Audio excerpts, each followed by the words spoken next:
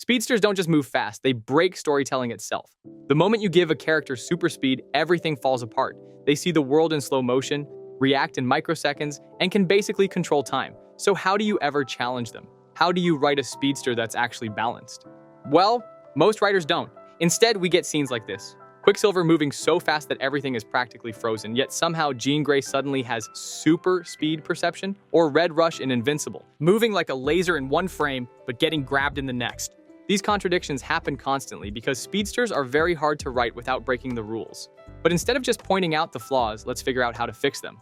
What makes a good speedster? How can we balance them without completely deleting their most intriguing aspects? Let's try to create the perfect speedster. A speedster's power is obviously defined by how fast they can move.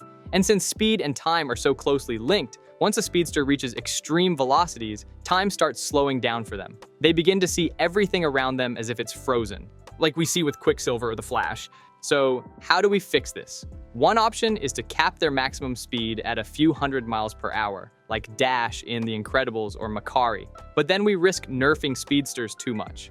So how do we find the right balance? One way to do this is by adding the concept of acceleration. They shouldn't just hit top speed instantly. If they could, no one would ever stand a chance. Instead, they should have to build up speed over time like normal humans.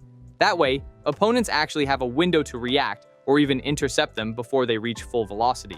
This adds tension and strategy to fights, forcing the speedster to think about when and how they accelerate instead of just blitzing through every problem. It also creates a natural weakness: confined spaces. In open areas, they can take full advantage of their speed, but in tight or enclosed spaces, they'd struggle. That gives their opponents a strategic edge, luring them into smaller spaces to limit their movement and even the playing field. But if a speedster can manage to hit top speed in any way, the fight is basically over before it even starts. With their perception slowed down, they're practically untouchable, dodging attacks before they happen, reacting faster than anyone can think, and moving through a world that looks frozen to them.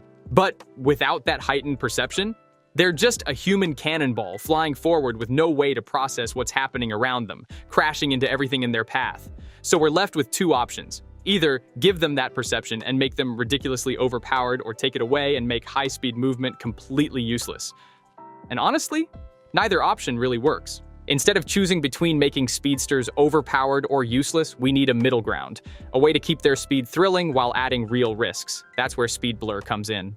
As a speedster pushes faster, their perception should become increasingly blurred and chaotic. Running at Dash's speed from The Incredibles, you can still see everything clearly enough to navigate. But push yourself to break the sound barrier or approach light speed, and everything dissolves into streaks of color and light. The brain can't process the overload of information fast enough, and that's where the limits kick in. This transforms their speed into a mental challenge. They have to navigate their surroundings without fully processing them, relying on muscle memory and quick thinking. Navigating enemy territory becomes even riskier. You wouldn't want to be blasting through an unknown area at sonic speeds, crashing into walls because you can't fully see or process your surroundings. But here's the twist. If you trust your senses and learn to navigate through that dissolved perception, you can still push those speeds. It creates an additional skill cap for the speedster, the ability to function in that blurred state. The more skilled they are at perceiving and reacting to their environment in that chaotic perception, the faster they can go. This opens up new challenges, not just in raw speed, but in mastering the blur. This introduces a perfect balancing mechanic. Speedsters can choose between precise control at lower speeds or raw power at higher speeds, where they sacrifice awareness.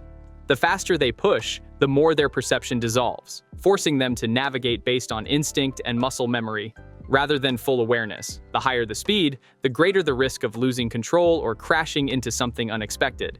This makes speedsters vulnerable to mistakes, requiring them to think strategically and balance their need for speed with the limits of their perception, without taking away the thrill and power of their abilities. This turns speed blur into more than just a limitation. It becomes a challenge to overcome, making speedsters more dynamic characters. As they learn to master this blurring perception, they could unlock new ways to balance raw speed with control. Maybe certain enemies exploit this weakness, or they face challenges that require more than just physical speed. The speed blur adds layers of vulnerability and complexity, which makes the character far more interesting as they confront the limits of their abilities. It keeps the thrill of super speed while maintaining a sense of balance and limitation. They're still incredibly fast, but now their speed becomes something they need to control carefully. This turns speedsters into far more engaging characters, powerful but vulnerable, strategic but still heroic. Speed blur also fixes another big issue with speedsters, the whole on-off switch problem for their perception. In most stories, writers are stuck deciding whether a speedster's super fast perception is always on or if they can control it. If it's always on, their life would be a nightmare. Imagine being Red Rush, where every second feels like hours, forcing painfully slow conversations. Speed blur solves this perfectly. Instead of flipping a switch, their perception naturally adjusts with their speed. When moving at normal speed, everything feels normal. But as they go faster, their perception starts to blur and degrade. No need for some weird explanation on how they control it. Everything just works. It's a simple, believable way to make speedsters feel more real, both as superheroes and as regular people. Moving that fast isn't just about velocity either. It takes serious physical endurance. At those speeds, a regular human would literally vaporize from air friction. Even throwing a punch would shatter their bones from the insane forces involved. And maintaining that kind of speed? The energy required is off the charts. So, how do we fix this? A very creative way to do it is accelerated regeneration, like Wolverine.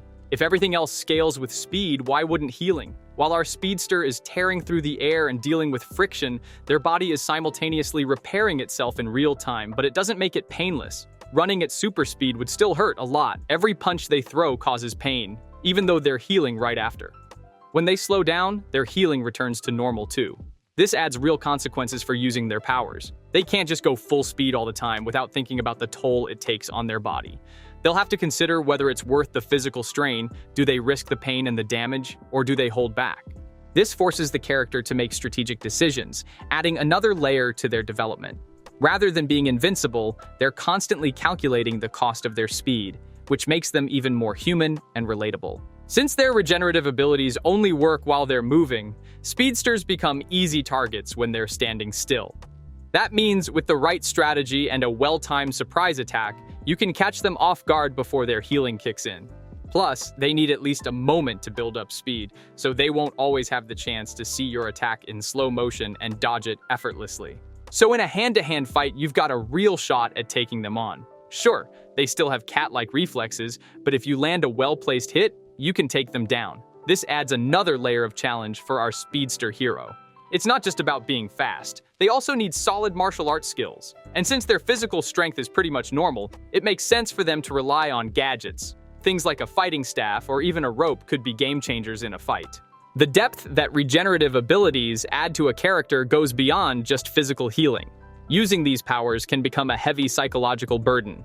Every time they push themselves, the pain they endure leaves a mark on their mind as well. Imagine deciding to fight, putting yourself through all that suffering, only to fail.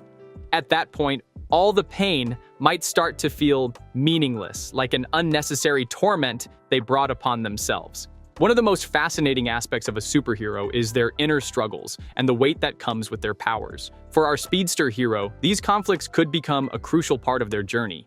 Speedsters have always been storytelling's most challenging superheroes, simultaneously the most powerful and the most problematic. But by embracing complexity instead of running from it, we can transform them from narrative nightmares into compelling characters.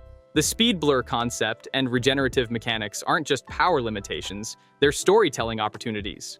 By introducing perceptual challenges, physical consequences, and strategic vulnerabilities, we turn speedsters from invincible plot breakers into deeply human heroes. Their powers become a constant negotiation between potential and pain, between incredible ability and profound vulnerability. They're no longer just characters who move fast. They're characters who must carefully, thoughtfully, navigate the extraordinary risks of their own abilities. The perfect speedster isn't defined by how quickly they can move, but by the depth of their struggle to control that movement.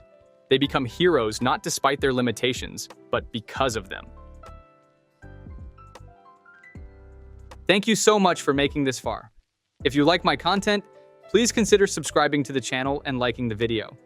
I always take great joy in reading your comments and thoughts. See you next time.